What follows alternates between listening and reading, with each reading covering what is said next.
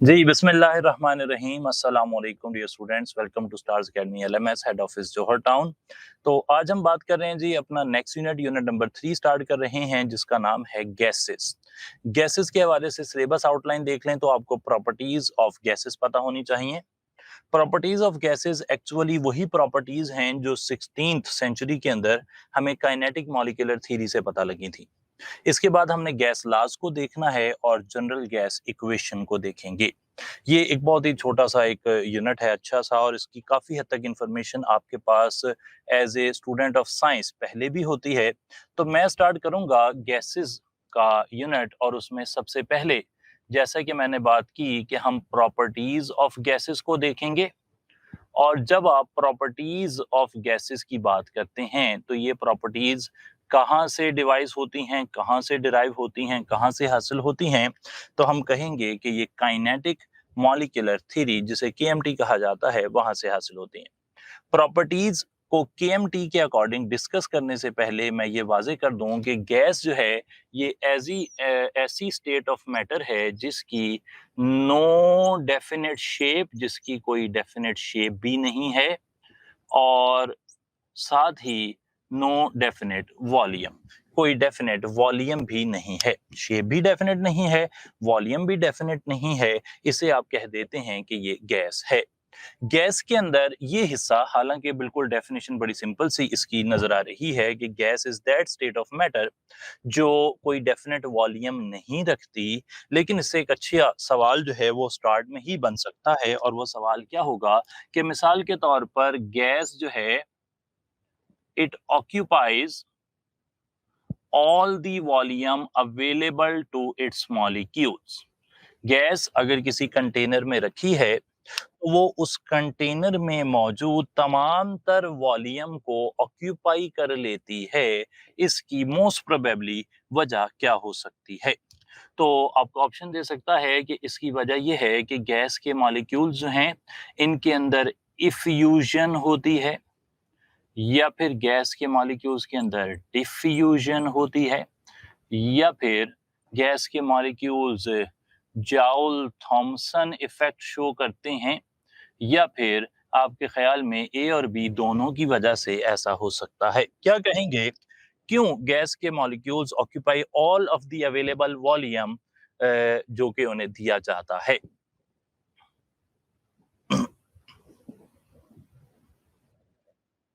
Diffusion, diffusion एक अच्छा option हो सकता है। डिफ्यूजन क्या है?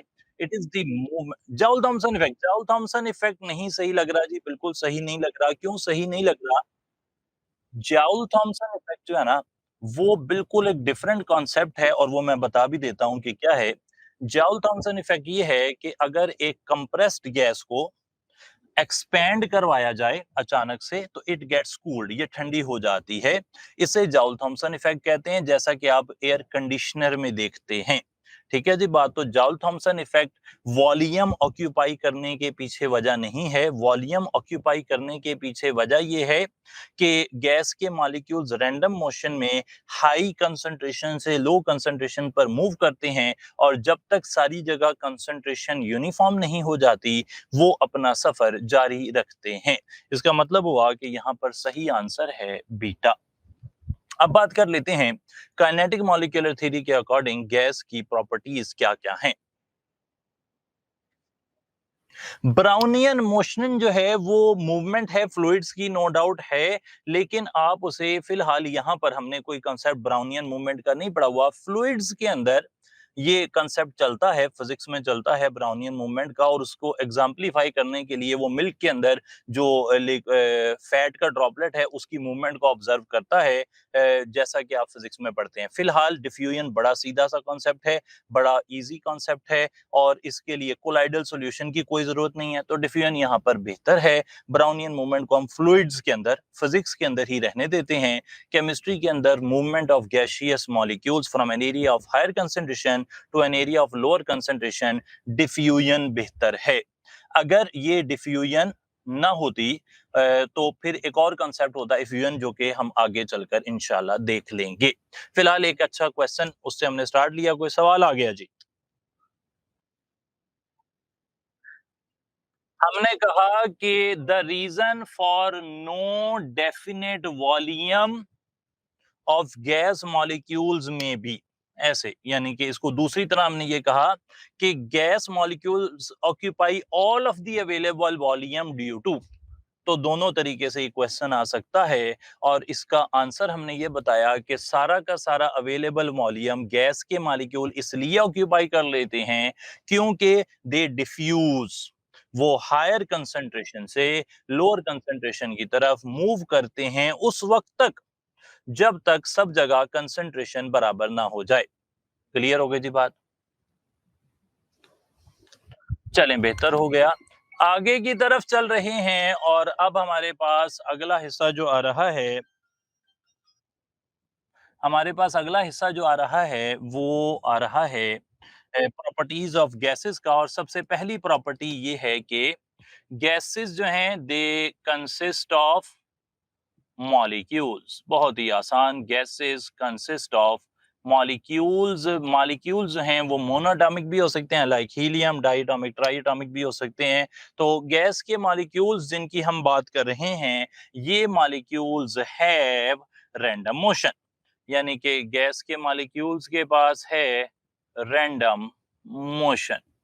और रैंडम मोशन जो है, इसके अंदर सारी तरह की मोशन अवेलेबल है। ट्रांसलेशनल मोशन है, वाइब्रेशनल मोशन है, रोटेशनल मोशन है। इसी वजह से आप कह सकते हैं कि गैस के मॉलिक्यूल्स के पास ट्रांसलेशनल काइनेटिक एनर्जी है, वाइब्रेशनल काइनेटिक एनर्जी है, रोटेशनल काइनेटिक एनर्जी है, लेकिन सबसे ज्यादा जो है वो ट्रांसलेशनल काइनेटिक एनर्जी होती है। गैस के मॉलिक्यूल्स, जैसा कि अभी मैंने थोड़ी देर पहले जिक्र किया कि they can diffuse and इफ्यूज।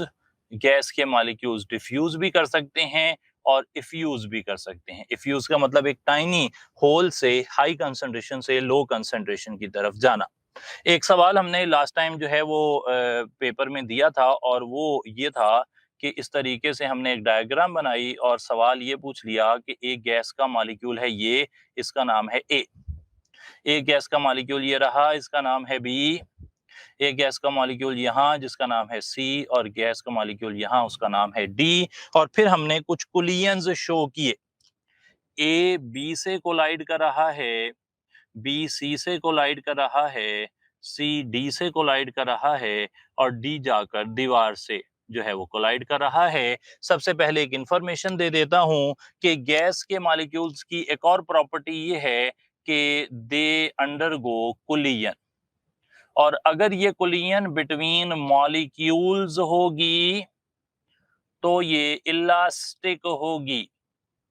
Elastic कुलियन का क्या मतलब है, ये भी एमसीक्यू में पूछा जा सकता है। तो याद रख लीजिए, इलास्टिक कुलियन एक ऐसी कुलियन होती है जिसमें ओवरऑल एनर्जी दोनों पार्टिकल्स की कंजर्व्ड रहती है। इसका मतलब ये हुआ कि अगर ए की एनर्जी ज्यादा थी, वो बी से टकराया, तो इलास्टिक कुलियन का मतलब ये नहीं है कि ए की जितनी एनर्जी पहले थी कुलियन के बाद में भी उतनी ही रही। ये इलास्टिक कुलियन नहीं है। इलास्टिक कुलियन का मतलब ये है कि ए और बी के मिला के जितनी एनर्जी थी, अगर ए बी से टकराया है, A has collided with B molecule, तो हो सकता है कि ए की एनर्जी कम हो जाए और बी की एनर्जी बढ़ जाए, लेकिन टोटल एनर्जी उतनी ही रहेगी जितनी कोलियन से पहले थी। ठीक हो गई जी बात? दूसरी इंफॉर्मेशन यहां पर दे देता हूं कि कुलियन एक तो मॉलिक्यूल्स के साथ होगी, वो इलास्टिक होगी, और अगर कुलियन जो है, कुलियन विद वॉल्स होगी किसी गैस के पार्टिकल्स की, किसी गैस के पार्टिकल की, सॉरी, तो गैस के पार्टिकल अगर दीवार से टकराएंगे तो फिर वो प्रेशर जनरेट करेंगे। सवाल ये है कि कौन सी कुलियन, यहाँ पर कुलियन के नाम है 1 2 3 4, कौन सी कुलियन से प्रेशर जनरेट होगा? डी वाली जी, डी का नाम 4 लिखा हुआ है। कुलियन नंबर 4 आपने कहा, अच्छी बात कह दी, क्योंकि डी वाली जो कुलियन है with the wall of container हो रही है, और अगर कंटेनर के साथ होगी कुलियन तो फिर वो प्रेशर बनाएगी। अगर आपस में मॉलिक्यूल्स कोलाइड कर रहे हैं तो वो तो इलास्टिक कुलियन है, और उससे कोई भी नोटेबल प्रेशर चेंज जो है वो नहीं होगा। ठीक हो गई जी बात? चलिए आगे की तरफ चलते हैं। गैस के मॉलिक्यूल्स की एक और प्रॉपर्टी आपके सामने रखते हैं, और गैस के मॉलिक्यूल्स की जो नेक्स्ट प्रॉपर्टी मैं आपके सामने रख रहा हूं वो ये है कि गैस के मॉलिक्यूल्स शो करते हैं जाउल थॉमसन इफेक्ट। और जाउल थॉमसन इफेक्ट किसे कहते हैं? जाउल थॉमसन इफेक्ट ये है कि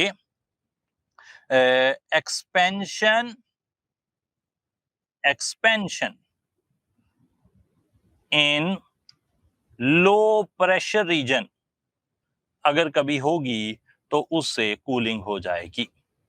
गैस के मॉलिक्यूल्स अगर एक लो प्रेशर रीजन में एक्सपैंड करेंगे अचानक से तो वहां पर कूलिंग हो जाएगी। इसे कहते हैं जाउल थॉमसन इफेक्ट। जैसा कि एसी में नजर आता है, जैसे कि फ्रिज में नजर आता है। इंफॉर्मेशन की एक पूरी डिटेल हम यहाँ पर कंपाइल कर रहे हैं, और जब भी कभी इस तरह का कोई आपके पास टॉपिक आ जाए जिसमें मल्टीपल इंफॉर्मेशन हो, तो वहां से सबसे बेसिक टाइप ऑफ क्वेश्चन जो हम अटेम्प्ट कर सकते हैं, एक्सपेक्ट कर सकते हैं पेपर में, वो ये होगा कि आपको कुछ चार इंफॉर्मेशन दे दी जाए और पूछा जाए कौन सी काइनेटिक मॉलिक्यूलर थ्योरी के अकॉर्डिंग इंफॉर्मेशन है, कौन सी काइनेटिक मॉलिक्यूलर थ्योरी के अकॉर्डिंग इंफॉर्मेशन नहीं है, या which of the following is a property of gases, which of the following is not a property of gases. इस तरीके से ये बात हमें पूछी जा सकती है। बातों का सिलसिला भी जारी है जी, और आगे चलते हुए हम पहुंच गए हैं गैसेस की एक और प्रॉपर्टी पर, और वो प्रॉपर्टी ये है कि इंटरमॉलिक्यूलर फोर्सेस जो हैं वो नेग्लिजिबल होती हैं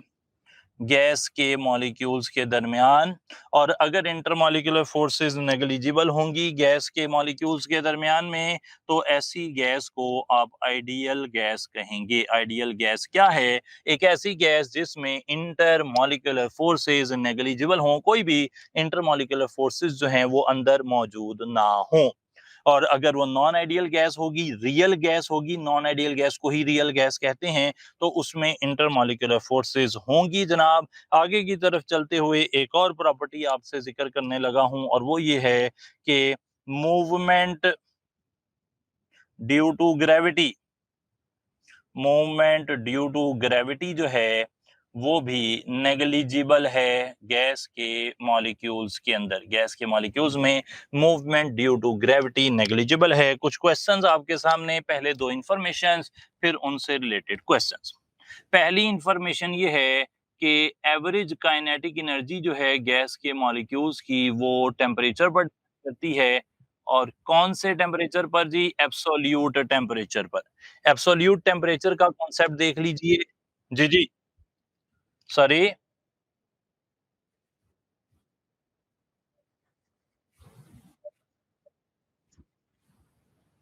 हाँ, ये अच्छी बात इन्होंने पूछी कि जब हम ये कह रहे हैं कि ग्रेविटी का असर नेग्लिजिबल है, ना होने के बराबर है, तो फिर आप ये कैसे देखते हैं कि सतह समंदर पर गैस के मॉलिक्यूल ज्यादा हैं और ऊपर की तरफ जाते हुए गैस के मॉलिक्यूल कम हैं?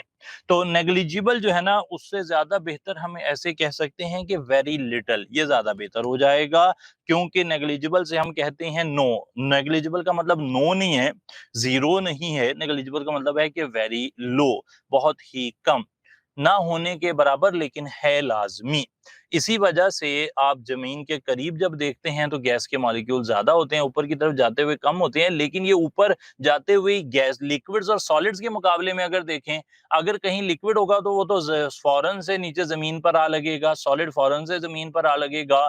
गैस के मॉलिक्यूल का जो मोशन है इम्पार्टेड ड्यू टू कोलिजन, वो डोमिनेंट है, और motion imparted due to gravity वो नेग्लिजिबल है। तो वो ग्रेविटी की वजह से खिंचे खिंचे नीचे नहीं जाते। नो डाउट अल्टीमेटली उनका रुझान होता है नीचे की तरफ, लेकिन उस तरीके से नहीं है। इन कंपैरिजन टू लिक्विड ये इफेक्ट बड़ा कम है, इन कंपैरिजन टू सॉलिड ये इफेक्ट बड़ा कम है, ये हम कहना चाह रहे हैं।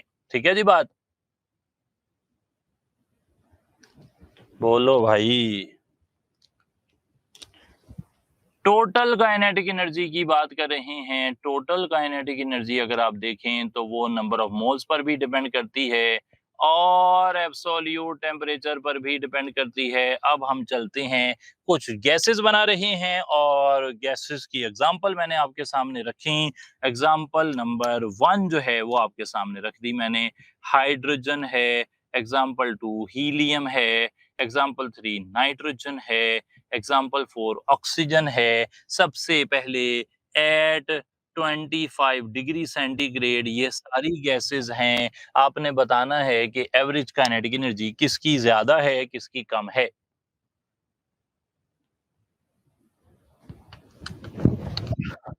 एवरेज काइनेटिक एनर्जी वो कहते हैं सबकी सेम है। क्यों सेम है? क्योंकि एवरेज काइनेटिक एनर्जी टेम्परेचर पर डिपेंड करती है और यहाँ टेम्परेचर सेम है, इसलिए एवरेज काइनेटिक एनर्जी भी सेम है। सही आपकी बात अगर हम मान लें, तो फिर ये बताइए कि अगर हाइड्रोजन का 1 मोल हो, हीलियम के 2 मोल हों, नाइट्रोजन के 3 मोल हों, ऑक्सीजन के 4 मोल हों, 25 डिग्री सेंटीग्रेड पर, तो फिर किसकी एवरेज काइनेटिक एनर्जी ज़्यादा होगी?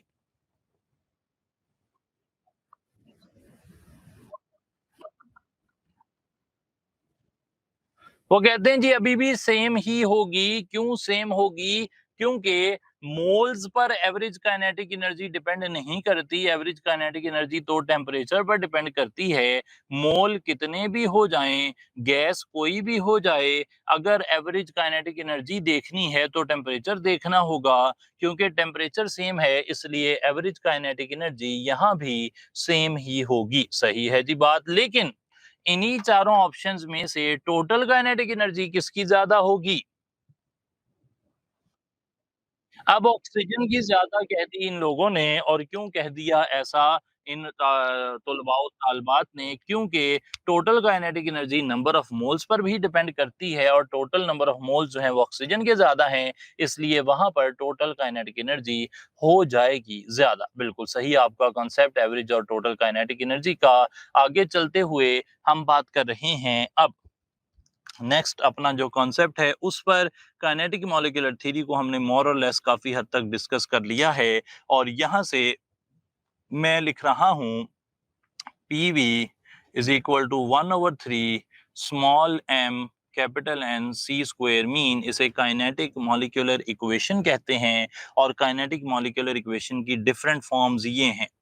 PV is equal to 1/3 m c square mean, या फिर सी स्क्वायर मीन जो है ये है 3 PV/m, या फिर CRMS जिसे रूट मीन स्क्वायर वेलोसिटी कहते हैं, उसका नाम आ जाएगा 3P/m अंडर रूट।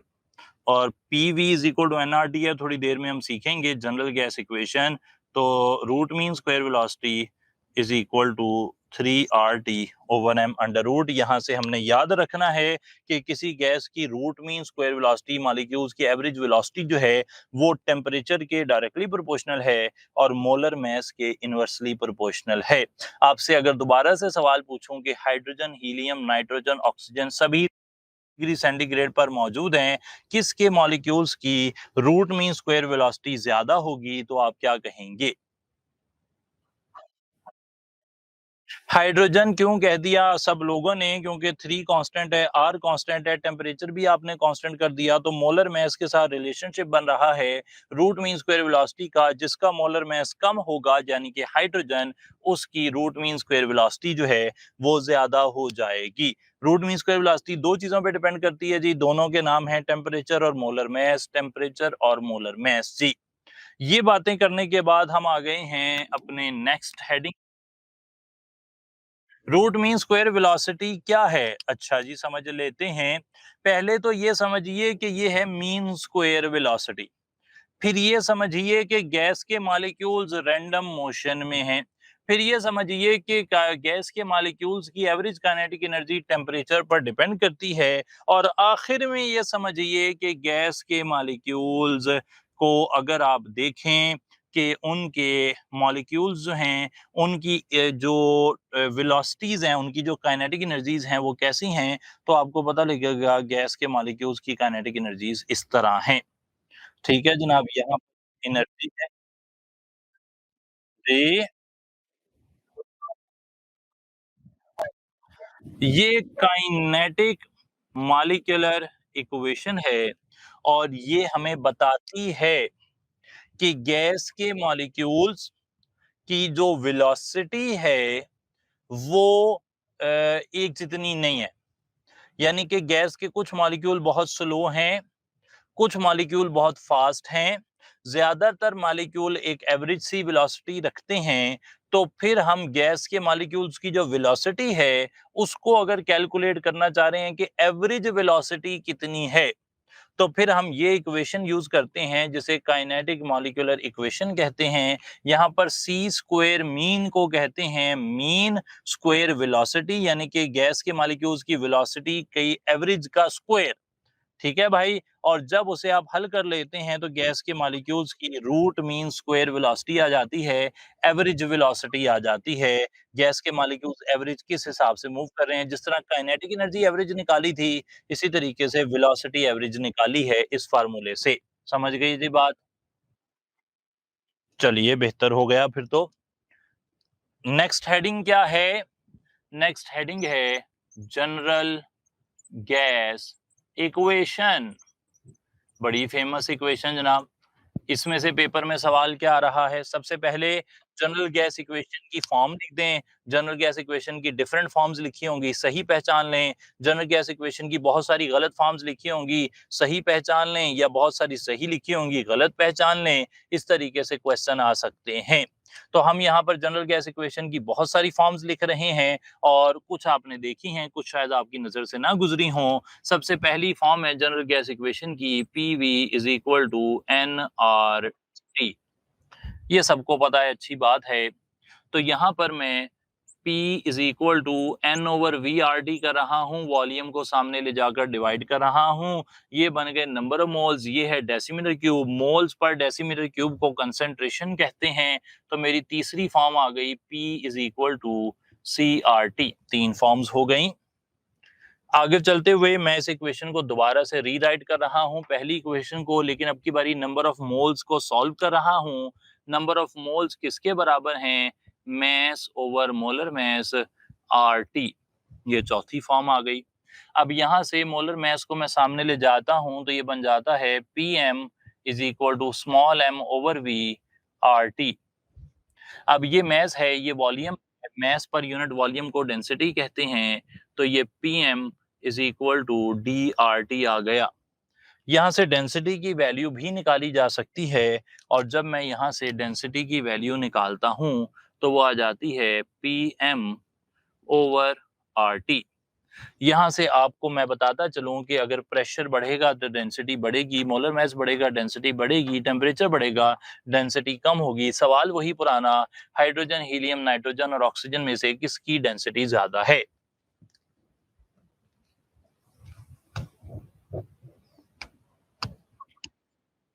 ऑक्सीजन की डेंसिटी वो कहते हैं ज्यादा है, क्योंकि ऑक्सीजन का मोलर मास ज्यादा है। अगर मेरे पास ऑक्सीजन ही हो, और वो हो 1 एटमॉस्फेयर पर, या 2 एटमॉस्फेयर पर, या 4 एटमॉस्फेयर पर, या 8 एटमॉस्फेयर पर, तो उसकी डेंसिटी मैक्सिमम कहाँ होगी?